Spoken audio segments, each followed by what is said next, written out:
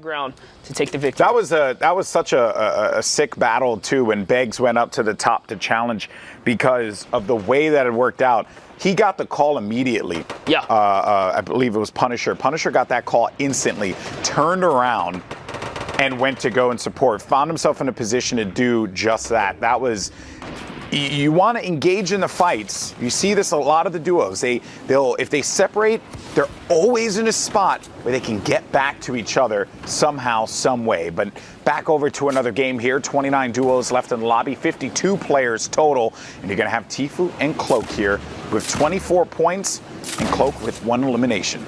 I was going to say, it's funny, you just talked about how your teammate is like right next to you, and then these guys, Cloak and Tfue over here, so far apart, but Tfue stays behind because he's in a perfect just range to rain down that explosive damage, so that 50-meter or so But they get right back to each other, right? Because they recognize where that circle was going to be coming. So they have the launch pad. They were kind of able to stretch out their vision a little bit, give themselves some more angles. So, and that's the thing. Some players, they're always going to expect 2 tracers to be coming from the same direction. But if you have 2 players coordinating at opposite angles, that's rough to deal with. Yeah, and that also incentivizes the rest of the lobby to collapse on you, because once those shots start coming in, it becomes a free-for-all for everyone else to start focusing in on you. But with that, zone favors in Tfue and Cloak's hand here, and they have the high ground again, to no surprise. Yeah, this is where I think things get really scary for a lot of players in this lobby, because we've seen Tfue and Cloak time and time again. They'll get high ground, and they won't leave this. They're never going to leave this spot. It is rare when you see them go and be the low ground warrior. Very rare. And to be frank, when it happens, it doesn't pan out very well for them. This is a team that clearly works best when they're up in an advantageous position, communicating and team firing. That is when they're at their peak. That's right. They take a lead and they don't typically tend to let it go unless materials don't go in their favor. So far so good. I mean, they have the bullets that they need. Nice usage of the redeploy here is going to allow him to cross for free and again put himself in a dominant position to start the storm gating, to start holding players out to the zone here. Use that to their benefactor. And people don't know there's no one in that big build, so that's still going to be a huge threat to everyone that's going to be on the move here. Because you never know if someone, you would expect, oh yeah, maybe they're going to be at the top, but maybe the player's going to be middle, maybe they're going to be in the 3rd level. There's just a lot of mind games that go into that. But the way that Tfue and Cloak move around this area, they use like launch pads, gliders, right? They're never going too high up. They're just moving from one power position to another, and they're constantly calling out. Yes, they are. Now let's go ahead and take a look at the other side of the map as players are getting ahead of the storm zone here. It's Paris and Smooth. Smooth actually got taken out the sky. You saw from Tfue just swatted down his teammate.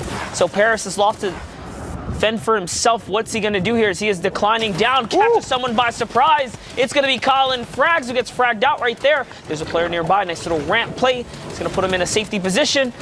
And again, he's on the tails of another player. That player didn't protect his backside. Paris is just looking to kind of catch the surprise angles right here. Will he get it? Whoa, wow, that was nicely done. Falter. I mean, he's trying to make a move. He's hoping that no one's going to be inside of that room, or else he's going to pay for it. And you're taking a 50-50 at that point in time. And while we were looking at Paris shred in the mid, look who's still owning the top. Players trying to challenge him up above, but because the combat shotgun is so strong up at this high ground, and when you're shooting at players in the mid-range, you could just spam those shots, and you're tagging them for a decent amount of damage. You have a bunch of ammo, you're going to just use it, because you will wear them down. That's right, and they can hold this kind of position because Tfue has a redeploy and Cloak has Shadow Bomb, so they are okay to hold this ground right here and get these picks as they are knocking players off. So I wouldn't be surprised they start sharing more mats. Yeah, exactly. They can't afford to split up here. Materials are getting lower and lower. They got to save enough for them to be able to waterfall down, or they opt to use the Shadow Bombs, but they don't have the mats, and that is where when they get to a spot, they like to build around and save themselves that trouble. But right now, this is looking great for them. They continue to maintain this position, and here comes the push around the side here. He's gonna go right outside the storm. He goes right behind Carl, but Tfue, he gets hurt for a lot. He had to siphon that one instantly, and will need to pop that big potion in order to get his shields back.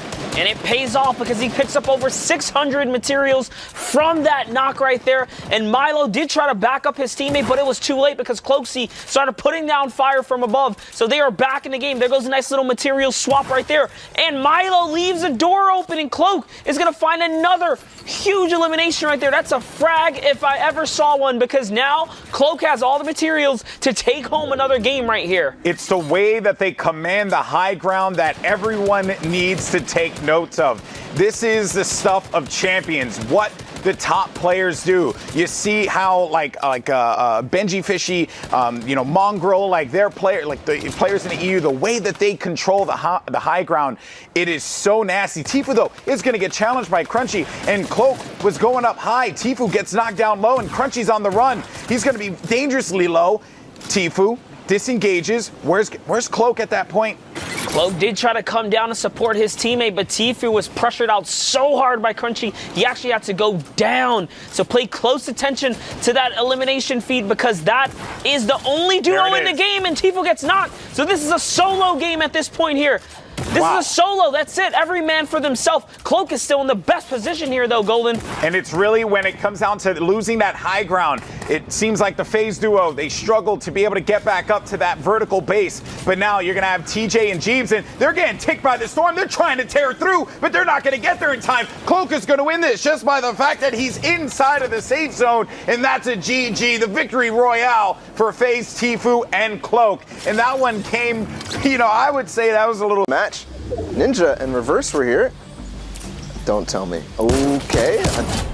Tfue! It's Tfue who gets taken out by Ninja. So more fuel to the fire in that rivalry. Yeah, he had to be stream sniped. Absolutely right? had to. That's how that works. But no, all jokes aside, great angle coming out there from Ninja, and then the aggression afterward to push up and follow with the dynamite, and that's going to end up being a huge elimination. We talk about critical eliminations. See how things are shaking out right now. Cease and Elevate, they're holding up that #1 spot. No victory loss for them, but they've got the 54 points. Everyone, now keep in mind, you've got that games remaining, so everyone's played right around 3, 4, sometimes 5 games. Base Cloak and Tfue. Ninja in Reverse. Okay. Popping on